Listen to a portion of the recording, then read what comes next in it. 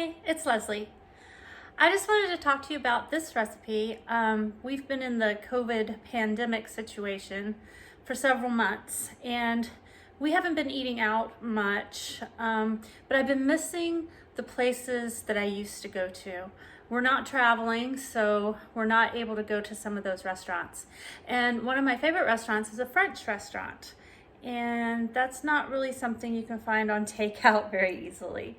So missing that, I decided to make a beef bourguignon. And a beef bourguignon is simply beef stew. It's just fancied up a little bit, and it's made with a red wine.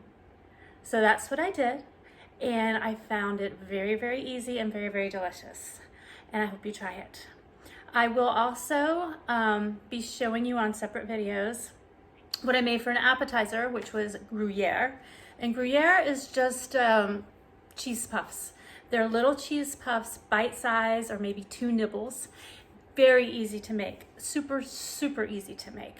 Fluffy, cheesy, warm, perfect. And then what I served the beef bourguignon with was potatoes dauphinoise.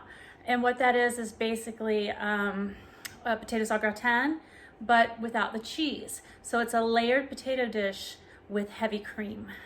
And the burgundy sauce from the beef stew kind of melts in nicely with that kind of creamy potato. So I had my French night, and beef bourguignon coming up next. For the beef bourguignon, we're going to start out with cubed chuck roast. It was boneless chuck roast. I cut it myself and cubed it, and then I just put a little salt and garlic on it and stuck it in the refrigerator for about an hour or two. I'm going to use a really deep pot that is good for a stew. Some people make this where they use like a Dutch oven and then put it in the oven, you know, for several hours. I'm going to do this all stovetop because I do not have a Dutch oven. I have what is here is like an uncured, I guess an unsmoked bacon, also known as salt pork or fatback. I'm going to place that into the pot and get out some of that good oil, grease, fat, and probably add a little bit of butter, and then I'm going to brown the meat. And the other ingredients that we're going to have, I'm going to add in those chopped onions, and that's going to be our sauce base. Take the meat back out after you've sauteed it out, and then we'll go into the sauce instructions after that.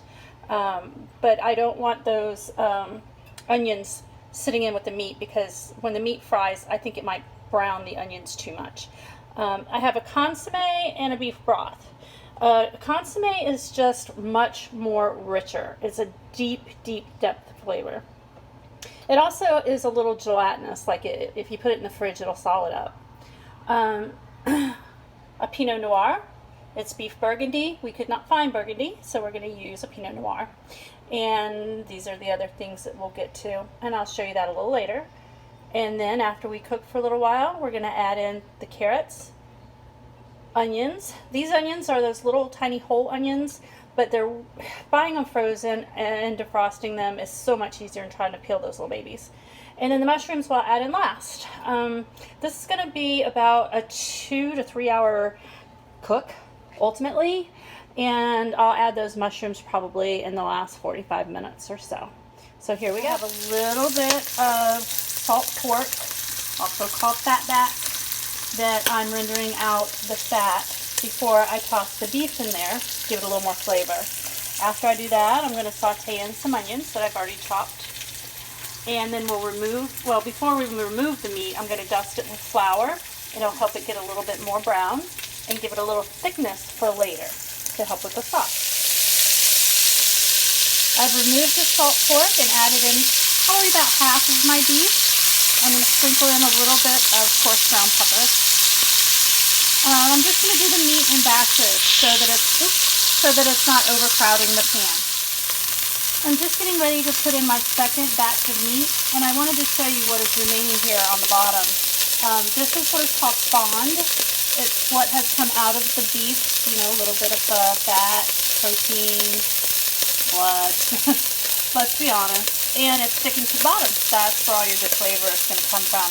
It's called fond, which in French is basically foundation. When we add in the sauce, we're going to be glad we have it. Got a lot of steam going. I just sprinkled in that flour. I'm going to toss it around a little bit. Let that start browning a little bit too. All right, here we go. A little more flour and then toss. Only cook your meat until it is browned, and this is only slightly browned. If you have a lot of that fond, it won't get super brown because it'll start sticking to the bottom of the pot. Remove it, let it set while we go ahead and start making a sauce. I've added my onions, but I'm pulling it off the burner for the most part. I don't want that fond to start burning. And in goes some of my broth. I'm starting out with the actual beef broth. I'm going to end up adding the consommé as well. So I want about probably 2 cups total. And then I'm going to add in some tomato paste, a little bit of garlic, thyme, a bay leaf, a dash of Worcestershire, and about 2 cups of the wine. But right now I'm going to go back to this pot and stir on the bottom so that I get that fond all pulled up and made into the sauce. Right now I have in the pot 2 cups of beef broth, 1 can of beef broth, 1 can of consommé. I have a teaspoon of minced garlic, about a teaspoon of ground thyme, and 2 bay leaves. I'm going to put in a dash of Worcestershire. I've also added my 2 cups of wine. And I think I forgot to mention earlier, I added, I happen to have it frozen, but some chopped celery. I would say if you're going to use fresh, it's only going to be about 1 stalk of celery.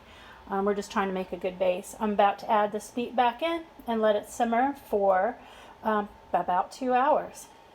At 2 hours, we're going to start looking at putting our vegetables in.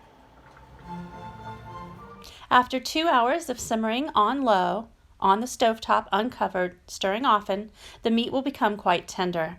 At that point, it's time to add in the pearl onions. Then give it about 10 or 15 more minutes and add in your mushrooms and your carrots and continue on low to medium low until everything is nice and soft and tender. Then you'll want to thicken the sauce with a little slurry of cornstarch and water or flour and water. That'll thicken the gravy and give you that beautiful sheen.